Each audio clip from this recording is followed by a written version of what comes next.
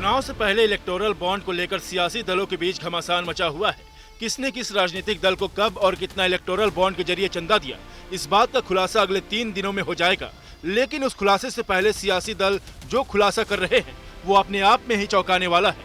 बिहार की सत्ताधारी party Janata Dal United ने जानकारी दी है कि उसके इलेक्टोरल बॉन्ड के जरिए जो चंदा मिला है उसकी पूरी जानकारी उसके पास नहीं है। जेडीयू ने इलेक्टोरल बॉन्ड को लेकर चुनाव आयोग को जो जानकारी दी है उसके मुताबिक 2019 में जेडीयू के पटना दफ्तर में एक व्यक्ति कोई लिफाफा छोड़कर गया था। जब उसे खोला गया तो उसमें 10 करोड़ के इलेक्टोरल बॉन्ड थे, जिसे कुछ दिनों में भुना लिया गया। लेकिन उसको देने वाला कौन था इसका पता उन्हें नहीं है और इस बात का उन्होंने पता लगाने की कोई कोशिश भी नहीं की, क्योंकि उस समय कोर्ट का ऐसा कोई ऑर्डर नहीं था।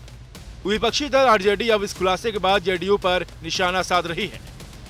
माननीय सर्वोच्च न्यायालय में हलफनामा जो दिया है जेडीयू ने, उसमें दिया गया है कि 10 करोड़ रुपया किसी ने लिफाफे में आकर के उनको दे दिया।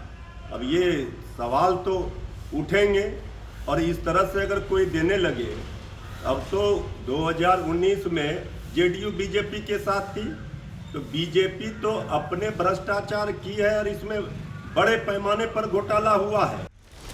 चुनाव आयोग को सौंपी गई जानकारी के मुताबिक जेडीयू को इलेक्टोरल बॉन्ड के जरिए 24 करोड़ रुपए चंदा मिला। जेडीयू का कहना है कि उन्होंने चुनावी चंदे से जुड़ी सभी जानकारी सही सार्वजनिक कर दी है। लेकिन आरजेडी ने जो आंकड़े सौंपे हैं और स्टेट बैंक के जो आंकड़े हैं उनमें अंतर है।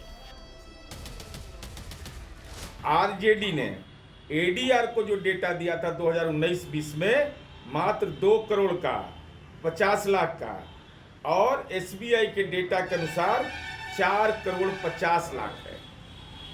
तो किस पर सवाल खड़ा कर रहे हैं? अरे जब 4000 करोड़ का एसबीआई डेटा देगा और एडीआर को हमने डेटा दे दिया है, उसी डेटा में जेडीयू का हिसाब मिल जाएगा। लेकिन जरा इसका कृपा करके हिसाब बता दीजिए।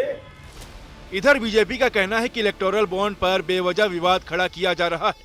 उन्होंने जो भी चंदा लिया है उसका पूरा हिसाब है और उन्होंने इसकी पूरी जानकारी भी दी है। ये चेक से लिया हुआ पैसा है, बॉन्ड के दिया हुआ पैसा है, ये हमारे डेटा शीट में है। सवाल तो ये उठता है कि ये इलेक्टोरल बॉन्ड के पहले चुनाव फाइनेंसिंग कैसे होती है? जरा बताए कांग्रेस पार्टी, डीएमके, टीएमके, जितनी पार्टियां हैं ये परिवारवादी, कितना पैसा आता था, कितना आता था पार्टी में, कितना जेब में, ये बताएं ना। काला धन का खेल रोकने के लिए हम इलेक्टोरल बॉन्ड लाए थे। इसमें सुधार की बहुत गुंजाइश हो सकती है। हमारी मंशा साफ थी, हमेशा मंशा साफ रहेगी। इलेक्टोरल बॉन्ड पर जेडीयू जैसी सफाई कुछ और दलों ने भी दी है। अखिलेश यादव की समाजवादी पार्टी ने कहा है कि उसे 10 करोड़ 84 लाख रुपए चंदे में से 10 करोड़ के इलेक्टोरल बॉन्ड पोस्ट से मिले हैं, जिस पर भेजने वाले का नाम नहीं था। पश्चिम बंगाल की सत्ताधारी पार्टी तृणमूल कांग्रेस ने भी बताया है कि उसे भी अधिकतर दानदाताओं के नाम नहीं मालूम है, क्योंकि कोई बॉन्ड पार्टी के दफ्तर में छोड़ गया तो किसी ने ड्रॉप बॉक्स में बॉन्ड डाल दिए।